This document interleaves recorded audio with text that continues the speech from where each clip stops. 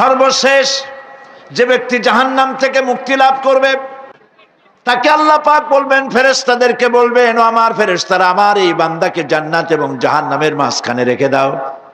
জান্নাত এবং জাহান্নামের মাঝখানে লোকটি যখন থাকার জায়গা পাবে, সে জান্নাতের দিকে তাকায়া দেখবে আর কাঁদতে থাকবে। আল্লাহ পাক জিজ্ঞেস করবেন, বান্দারে, যুগের পর যুগ ধরে জাহান্নামে কেঁদেছো, আমি রব্বুল আলামিন জাহান্নাম মাফ করে দিয়া জান্নাত জাহান্নামের মাঝখানে রেখে দিয়েছি, আযাব থেকে তো বেঁচে গেছো, এখন কান্দো কেন? লোকটি বলবে, রব্বুল আলামিন কান্দি এই কারণে, জাহান্নাম থেকে মাফ করেছো, তোমার শুকরিয়া আদায় করি। জান্নাত তো আমার কপালে নাই, কিসমতে নাই, কিন্তু জান্নাত আমি এখান থেকে দেখতে পাচ্ছি, জান্নাতের সুঘ্রাণ আমার নাকে আসতেছে, কপালে নাই যাওয়ার। আমি কাঁদি এই জন্য, তুমি যদি মেহেরবানি করে আমাকে জান্নাতের দরজার কাছে একটু দাঁড় করায় দিতা, প্রাণ ভরে তোমার জান্নাতের দৃশ্যটা একটু দেখতাম। আল্লাহ পাক তার আরজি পূরণ করবেন, বলবেন, যাও, ফেরেশতাদের বলবেন, এর জান্নাতের দরজার কাছে দাঁড় করায় দাও। জান্নাতের দরজার কাছে দাঁড়িয়ে লোকটি আবার কান্না শুরু করবে। আল্লাহ পাক প্রশ্ন করবেন, এবার কান্দো কেন? লোকটি বলবে, রব্বুল আলামিন কান্দি এই কারণে, জান্নাতের এই দরজায় দাঁড়ায়া জান্নাতের অফুরন্ত নেয়ামত কিছুই ভালো করে দেখা যায় না, শুধু অল্প জায়গা দেখি। যদি তুমি আমারে দয়া করে জান্নাতের মাঝখানে দাঁড় করায় দিতা, চতুর্দিকে তাকায়া তাকায়া দেখা কলিজারে ঠান্ডা বানাইতাম। তবে আমি ওয়াদা করি, জান্নাতের কোনো নাজ নেয়ামত, কোনো ফল আমি খাবো না, ধরবো না, সইব না। একটুখানি মেহেরবানি করে মাঝখানে দাঁড় করাইয়া দাও, জান্নারে ঠান্ডা করি। আল্লাহ রব্বুল আলামিন ফেরেশতাদের বলবেন, আমার এই বান্দারে জান্নাতের মাঝখানে দাঁড় করাইয়া দে। আল্লাহর নবী বলেন, জান্নাতের মাঝখানে দাঁড়িয়ে লোকটি আগের চাইতে আরো জোরে চিৎকার মেরে কাঁদতে থাকবে। আল্লাহ পাক বলবেন, বান্দারে কি হলো তোর? দরজার কাছে আসতে চাইছিলে, আইনা দিলাম। এবার মাঝখানে আসতে চাইছো, তাও এনে দিয়েছি।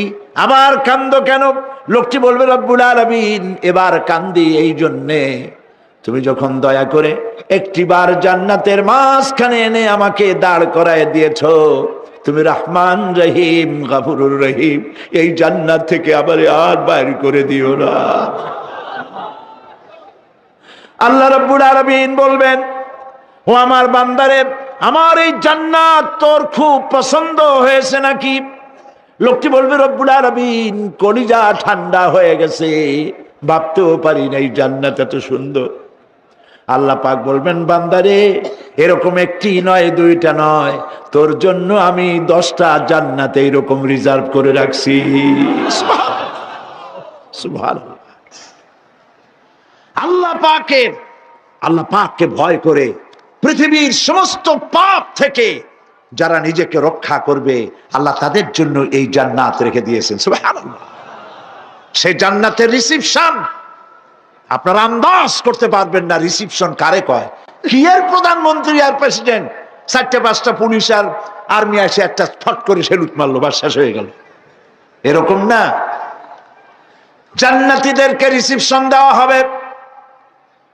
জান্নাতীরা যখন আল্লাহর হুকুমে জান্নাতের দিকে যেতে লাগবে, আর যখন জান্নাতের কাছে চলে যাবে, আল্লাহ রাব্বুল আলামিন শোনায় দিচ্ছেন, হাত্তা ইযা জাউহা ফুতিহাত আবওয়াবুহা ওয়া ক্বালা লাহুম খাজানাতুহা সালামুন আলাইকুম তিবতুম ফাদখুলুহা খালিদিন।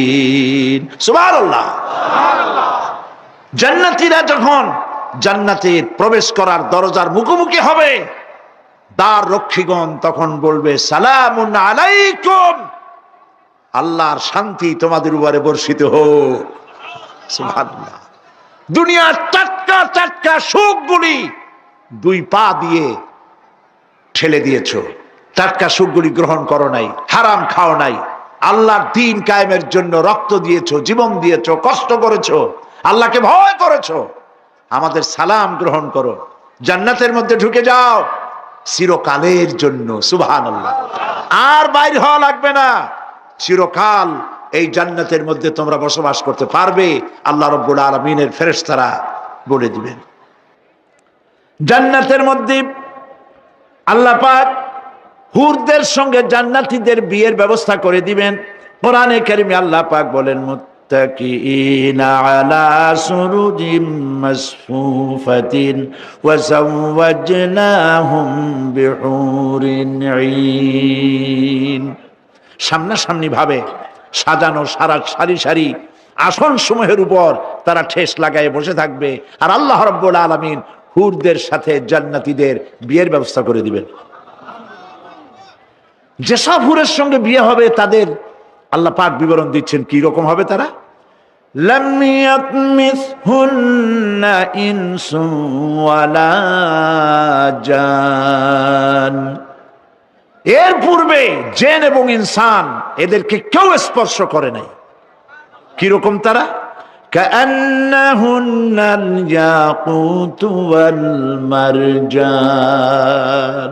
যেমন ঝিনুকের ভিতরে মণিমুক্তা থাকে, এইভাবে আল্লাহ পাক তাদেরকে পবিত্র করে রেখে দিয়েছেন। আমার প্রিয় ভাইরা, আল্লাহ রাব্বুল আলামিন কোরআনে কারীমের ভিতরে বলেছেন, ফাবিআইয়ি আলা'i রাব্বিকুমা তুকাদ্দিবান। জান্নাত দান করে আল্লাহ পাক এবার জান্নাতীদেরকে সম্বোধন করে বলবেন, ইয়া ইবাদি লা খাউফুন আলাইকুমুল ইয়াওমা ওয়ালা আনতুম তাহজানুন। হে আমার বান্দারা, লা খাউফুন আলাইকুমুল ইয়াওম, আজ আর কোনো ভয় নাই। সুবহানাল্লাহ, সুবহানাল্লাহ। আজ আর কোনো ভয় নাই, কোনো চিন্তাও নাই, আরামে এই জান্নাতের মধ্যে বসবাস করো। এরপরে আল্লাহ পাক জিজ্ঞেস করবেন, ও আমার জান্নাতীরা, আমি যেসব ওয়াদা করছিলাম আমার ওয়াদা মোতাবেক সমস্ত নিয়ামত পেয়েছো? তারা বলবে, হ্যাঁ পেয়েছি, সব নিয়ামত আপনার ওয়াদা মোতাবেক সব পেয়েছি। আল্লাহ রাব্বুল আলামিন বলবেন, সব পাও নাই, ওয়ালাদাইনা মাজিদ, আমার কাছে আরো বেশি আছে। সুবহানাল্লাহ, আমার কাছে আরো বেশি আছে। জান্নাতীরা বুঝবে না সে আরো বেশিটা কি, এর থেকে আর বেশি কি। প্রিয় ভাই সব, নবী করিম সাল্লাল্লাহু আলাইহি সাল্লাম বলেছেন, জান্নাতের সুখ আর শান্তি কোন চোখ নাই যা দেখেছে, যা কোন অন্তঃকরণ নাই যা কল্পনা করতে পেরেছে। এই জান্নাত মুত্তাকিদের জন্য আল্লাহ রাখছেন। সুবহানাল্লাহ। জান্নাতীরা ভাবতেও পারবে না সেই নিয়ামতগুলি কি। প্রিয় ভাই সব, সেই মুহূর্তে আল্লাহর নবী মুহাম্মদুর রাসূলুল্লাহ সাল্লাল্লাহু আলাইহি ওয়াসাল্লাম বলবেন, রব্বুল আলামিন, আমার উম্মতেরা জান্নাতীরা বুঝতে পারে নাই আপনার কাছে কি নিয়ামত আরো বেশি আছে। আমার এই উম্মতেরা জান্নাতীরা আপনার ওয়াদা মোতাবেক সব পেয়েছে, কিন্তু একটি জিনিস এখনো তাদের কিসমতে হয় নাই। সেই জিনিসটা হলো, যারা তার রবকে না দেখে শুধু কোরআন আর হাদিসের কথা শুনে আরবের ঘুম হারাম করে তাহাজ্জুদের নামাজ আদায় করেছিল, চোখের পানি ফেলেছিল, যারা জান্নাত দেখে নাই, জাহান্নাম দেখে নাই, আপনাকে ভয় করে যারা জীবন পরিচালনা করেছিল, যারা আপনাকে দেখে নাই, না দেখে শুধু কোরআন হাদিস বিশ্বাস করে যারা অকাতরে নিজেদের জীবন বিলায় দিয়েছিল, এই জান্নাতীরা এখন পর্যন্ত তার রবকে দেখতে পারে নাই।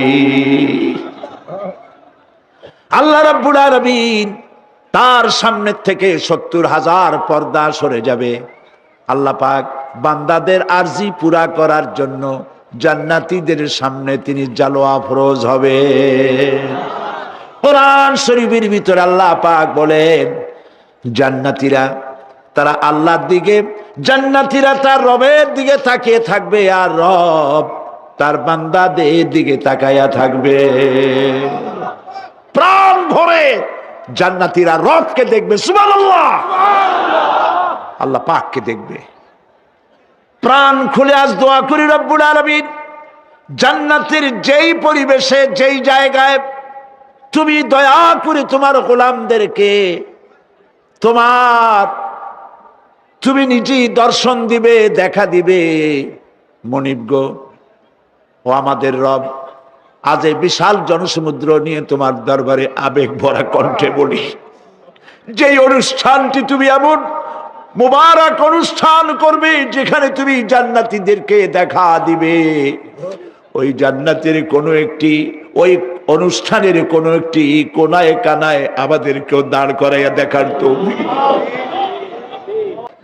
আল্লাহ রাব্বুল আলামিন মানুষের সামনে এত সব নিয়ামত রেখেছেন, এই জান্নাত দান করবেন। এরপরে আল্লাহ রাব্বুল আলামিন কোরআনে কারীমের মধ্যে বলেছেন, রব্বিস সামাওয়াতি ওয়াল আরদি ওয়া মা বাইনাহুমার রাহমানি লা ইয়ামলিকুনা মিনহু খিতাবা। এসব পুরস্কার রয়েছে তোমাদের সেই রবের পক্ষ থেকে যিনি আকাশ আর জমিনের মালিক। সুবহানাল্লাহ বলবেন না? যার সামনে কথা বলার ক্ষমতা কারো হবে না। এটি একটি মারাত্মক কথা। কিয়ামতের দিন আল্লাহর দরবারে কেউ কথা বলতে পারবে না আল্লাহর নির্দেশ ছাড়া। একটি আকীদা পরিষ্কার করে নিয়ে যান আপনাদের, সে আকীদাটা এভাবে পরিষ্কার করুন, কোন পীর সাহেব, কোন খাজা বাবা, কোন মাওলানা, কোন মুহাদ্দিস, কোন বুজুর্গ আপনাকে সুপারিশ করতে পারবে না যদি না আল্লাহ পাক তাকে কথা বলার তৌফিক না দেন। মনে থাকবে এটা। আয়াতুল কুরসির ভিতরে আমরা পড়ি, মান যাল্লাযী ইয়াশফাউ ইনদাহু ইল্লা বিইযনিহি। আল্লাহ পাক বলেছেন কিয়ামতের দিন আল্লাহর দরবারে কার সাহস আছে কথা বলতে পারে? মান যাল্লাযী ইয়াশফাউ ইনদাহু ইল্লা বিইযনিহি। আল্লাহর অর্ডার ছাড়া, হুকুম ছাড়া আল্লাহর সামনে কথা বলার সেদিন কেউ থাকবে না। সুবহানাল্লাহ। হযরত ইব্রাহিম আলাইহিস সালাম, হযরত ইব্রাহিম আলাইহিস সালাম কিয়ামতের দিন তার নিজের পিতা সম্পর্কে সুপারিশ করবেন, রব্বুল আলামিন আমার আব্বার জন্য সুপারিশ করতেছি, মেহেরবানি করে জাহান্নাম থেকে তারে আপনি রক্ষা করুন। আল্লাহ রব্বুল আলামিন বলবেন, ইব্রাহিম তোমার সুপারিশ মঞ্জুর হবে না। প্রিয় ভাই সব, একটু মাথা খাটান, চিন্তা করেন। উলুল আযম পয়গম্বর, জাতির পিতা। কে জাতির পিতা? চিল্লায় বলুন, কলিজা সাফ করে ফেলুন। মুসলমানদের জাতির পিতা হাফিজ হাবি কেউ হতে পারে না।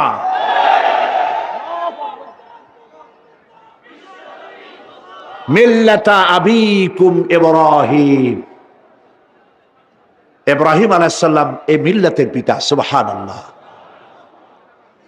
হযরত ইব্রাহিম আলাইহিস সালাম কিয়ামতের দিন বলবেন, আল্লাহ আমার আব্বার জন্য সুপারিশ করছি। আল্লাহ পাক বলবেন মঞ্জুর হবে না।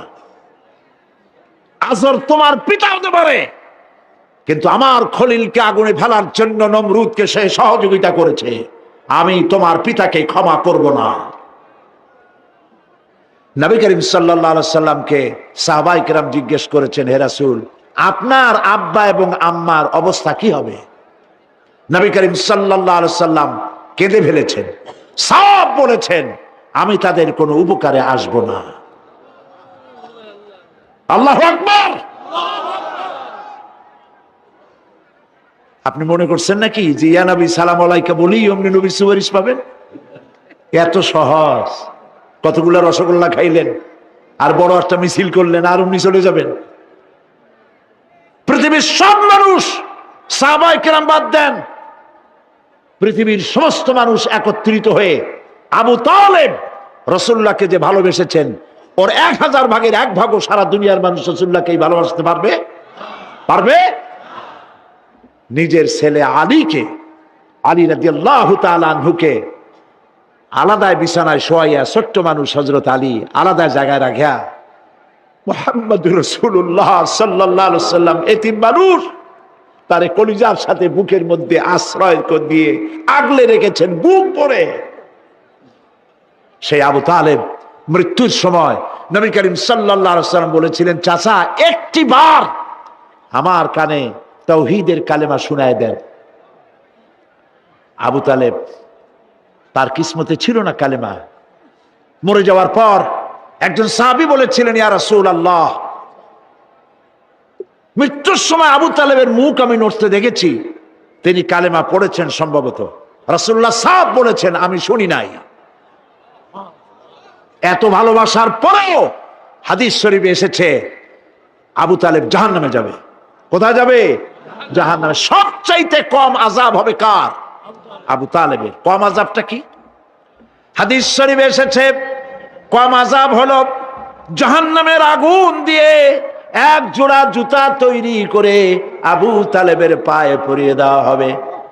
সেই জাহান্নামের আগুনের তৈরি করা জুতার তাপে আবু তালেবের মাথার ঘিলু করতে লাগবে। এত ভালোবেসে যদি কিয়ামতে উপায় না হয়, আপনি ইয়া নবী সালাম আলাইকা, ইয়া রাসূল সালাম আলাইকা, আর কতগুলো জিলাপি খাইলেন, বড় একটা মিছিল করলেন। প্রিয় ভাই সব, এইসব বেদাত ছাড়ুন, এগুলি সুস্পষ্ট বিদআত। রাসূলুল্লাহকে ভালোবাসবেন, সাহাবীরা যেভাবে ভালোবেসেছেন ওইভাবে ভালোবাসবেন। আল্লাহ রাব্বুল আলামিন বলেন, যালিকাল ইয়াউমুল হক ফামান শাআ আত্তাখাযা ইলা রাব্বিহি মাআবা। এই দিনটি অবশ্যই আসবে, সেদিনটি নিশ্চিতভাবে আসবে। আর এখন যার ইচ্ছা সে তার রবের দিকে অগ্রসর হোক। ইন্না আনজারনাকুম আযাবান করিবান ইয়াওমা ইয়ানজুরুল মার'উ মা কদ্দামাত ইয়াদাহু ওয়া ইয়াকুলুল কাফিরু ইয়া লাইতানি কুনতু তুরাবা। ইন্না আনজারনাকুম আযাবান করিবা, খুব নিকটবর্তী একটি আযাব সম্পর্কে আমি তোমাদেরকে সতর্ক করে দিলাম। কে বলতেছেন? আল্লাহ পাক। লক্ষ্য করুন আল্লাহ কি বলছেন, খুব নিকটবর্তী একটি কঠিন শাস্তি, আযাব অর্থাৎ কিয়ামত, এ সম্পর্কে আমি তোমাদেরকে সতর্ক করে দিলাম। ইয়াউমা ইয়ানজুরুল মার'উ মা কদ্দামাত ইয়াদাহ, সেদিন প্রত্যেকটি লোক যা সে পাঠিয়ে দিয়েছিল এখানে, অর্থাৎ যা করেছিল সেগুলি সে দেখতে পাবে। আর তখন ওয়ায়াকুলুল কাফিরু ইয়া লাইতানি কুনতু তুরাবা। সেই কিয়ামতের ময়দানে অবস্থা দেখে কাফেররা বলবে, আহারে মানুষ না হইয়া যদি মাটি হইয়া যেতাম, যদি মাটি হতাম, যদি মানুষ না হয়ে না জন্মতাম, আজ এই হাসরের ময়দানে এইখানে এই বিচারের মুখোমুখি হতাম না, মাটি হইলে বরং অনেক ভালো হতো।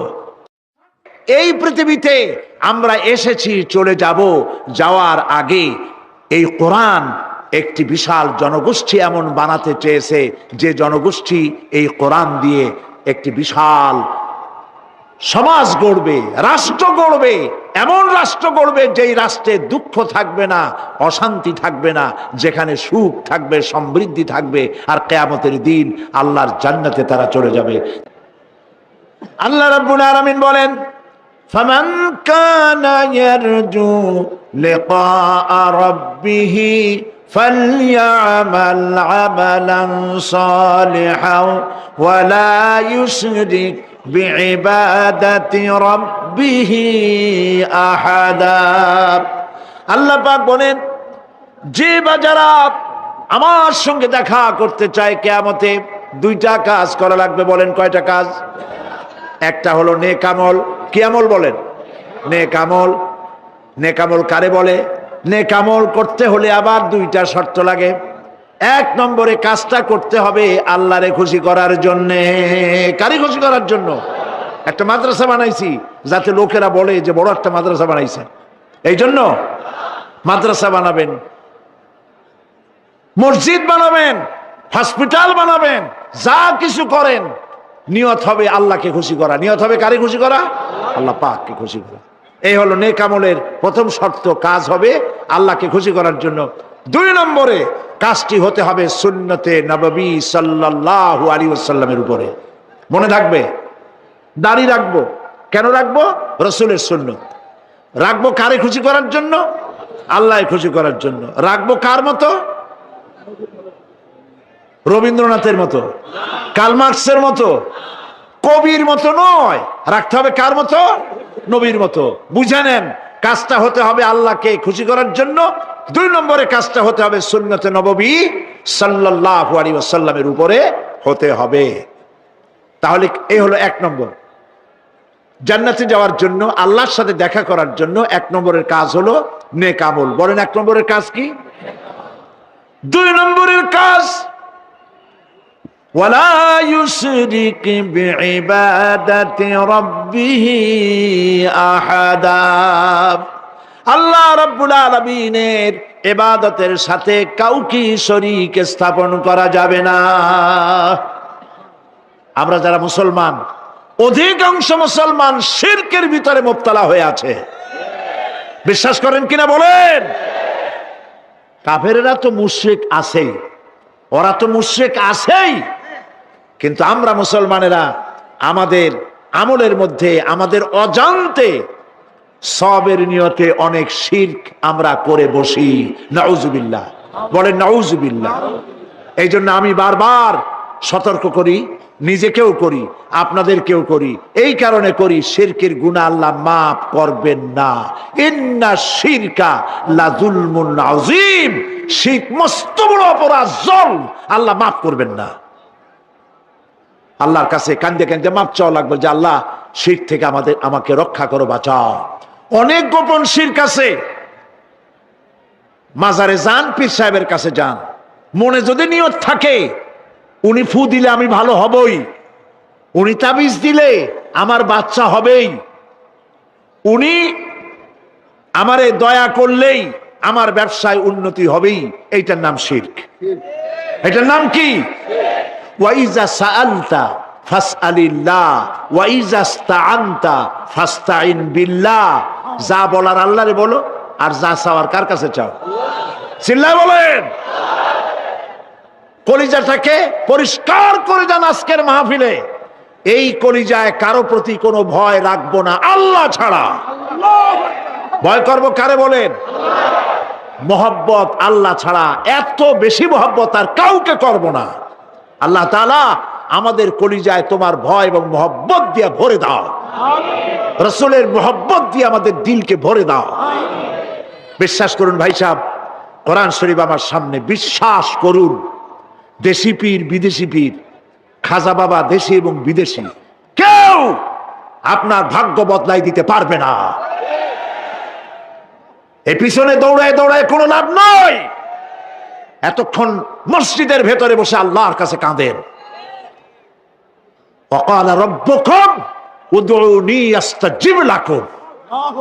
তোমার রব বলেছে আমারে ডাকো, আমি ডাকের সাড়া দিয়ে দেব। সুবহানাল্লাহ। আর আল্লাহ বলেছেন আমার ইবাদতের সাথে কাউকে শরীক করবে না। খবরদার। আলাইসাল্লাহু বিকাফিন আবদা। আল্লাহ প্রশ্ন করছেন, আলাইসাল্লাহু বিকাফিন আবদা, আমি কি আমার বান্দার জন্য যথেষ্ট নই? সম্রাট শাহজাহান মসজিদে বসে আছে, এক ফকির ঘুরতেছে। লোকেরা কয় ছোটবেলা থেকেই তোমারে খয়রাত করতে দেখলাম, ভিক্ষা কি জীবনেও যাবে না তোমার? লোকটি বলছে আমি ভিক্ষা করবো ছাড়া আমার উপায়টা কি? এই লোকটি আমি ভিক্ষা করা ছাড়া করবো কি? লোকেরা তো আমার 60 টাকা 50 টাকা 100 টাকা দেয় না, 4 আনা 5 আনা 1 টাকা এই আমার দেয়, এ দিয়ে আমি বড় লোক হবো কেমন? লোকটি বলছে আচ্ছা দেখো, তুমি তো জায়গা মতো যাইতে পারো নাই, বাদশার কাছে যাও, এমন দেওয়া দেবে জীবনে আর খয়রাত করা লাগবে না। তো বাদশার কাছে কি খয়রাতি যাইতে পারে কোনোদিন? হ্যাঁ এখন পারবা। কেমনে? সম্রাট শাহজাহান এখন একা একা মসজিদে আছেন। তখনকার এসব বাদশারা অনেকে নামাজি ছিলেন, দিনদার ছিলেন। ফকির দরজার কাছে দাঁড়াইয়া দেখতে পাচ্ছে কেউ নাই, দেহরক্ষীরা দূরে দূরে দাঁড়ানো। বাদশাহ মসজিদের ভেতরে বসে হাত তুলে ঝুলতেছে আর কাঁদতেছে, চোখের পানি দিয়া দাঁড়িয়ে ভিজে ভিজে পড়ছে। এই দৃশ্য অনেকক্ষণ দেখলো ফকির। কিছুক্ষণ পর সম্রাট শাহজাহান মসজিদ থেকে বেরিয়ে আসছে। ফকির বলছে, আসসালামু আলাইকুম হুজুর। তিনি বললেন, ওয়ালাইকুম আসসালাম, চলে গেল। বাদশা বলল, আমার কাছে তো কেউ আইসা কিছু না চাইয়া তো যায় না, এরে দেখলাম খয়রাতির মতো কিছু চাইলো না, বেটা ভয় করলো নাকি? আমি এদিকে আসো। আসছে, ভয় পাইছো? কয় না, ভয় পাইনি। তো কিছু যে চাইলে না? ফকির বলছে, জাহাপানা সত্যিই কিছু চাইতে আসছিলাম। তারপর চাইলে না কেন? ফকির বলছে, জাহাপানা সারা জীবন ভিক্ষা করেছি, আর আজ দিল্লি সম্রাটের কাছে বেশি পাওয়ার লোভে এসেছিলাম, কিন্তু আপনার দশা দেখা আমার জ্ঞানের চোখ খুলে গেছে। আমি লক্ষ্য করে দেখলাম, আমি সম্রাটের কাছে চাইতে এসেছি, হাত তুলি নাই, বিনয় প্রকাশ করি নাই, চোখের পানি ফেলি নাই, কিন্তু লক্ষ্য করে দেখলাম দিল্লির সম্রাট আমার চাইতেও বড় ভিক্ষুকের মতো। আবার কোন সম্রাটের কাছে হাত তুলে কান্দে? আমার জ্ঞানের চোখ খুলে গিয়েছে, আমি বুঝতে পেরেছি সম্রাট কান্দে যেই সম্রাটের কাছে, তারে ছাড়া আর কারো কাছে জীবনে চাইব না।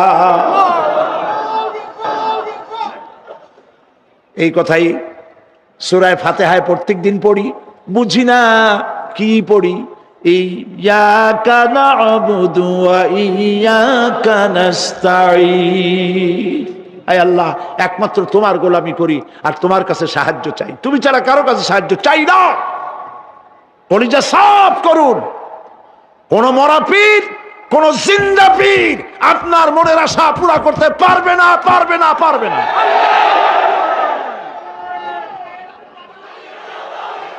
আর আজ থেকে কোন মাজারে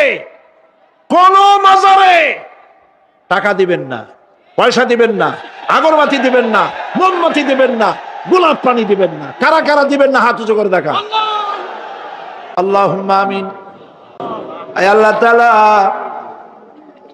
মানুষ যদি আমেরিকায় যায়, ইউরোপে যায়, সপ্তাহে সপ্তাহে বা দিনে দিনে প্রতিদিন টেলিফোনে কথা বলা যায়, চিঠিপত্র দিয়া খোঁজ পাওয়া যায়। আমাদের মা বাবা, আত্মীয় স্বজন যুগের পর যুগ কবরের মধ্যে শুয়ে আছে, কোনো খবর জানি না।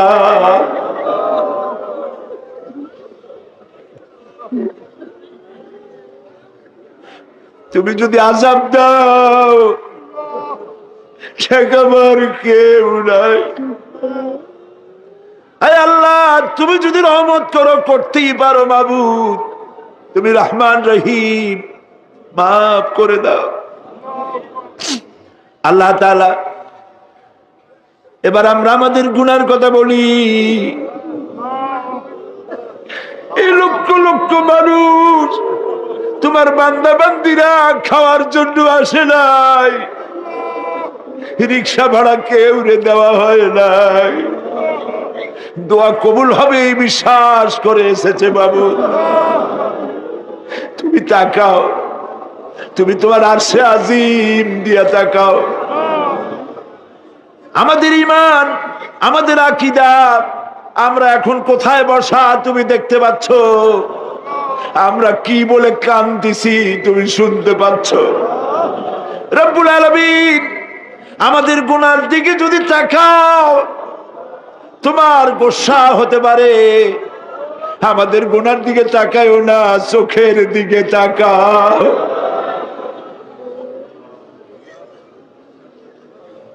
আল্লাহ, আমাদের চোখের দিকে তাকাও। আমরা এতিম, কাঙ্গাল, ভিক্ষু, তুমি গনি, আমরা ফকির। আল্লাহ তাআলা, তোমার জাহান্নামের ভয় পাই, আমাদের জন্য জাহান্নাম হারাম বানায় দাও। রব্বুল আলামিন, আমরা জানি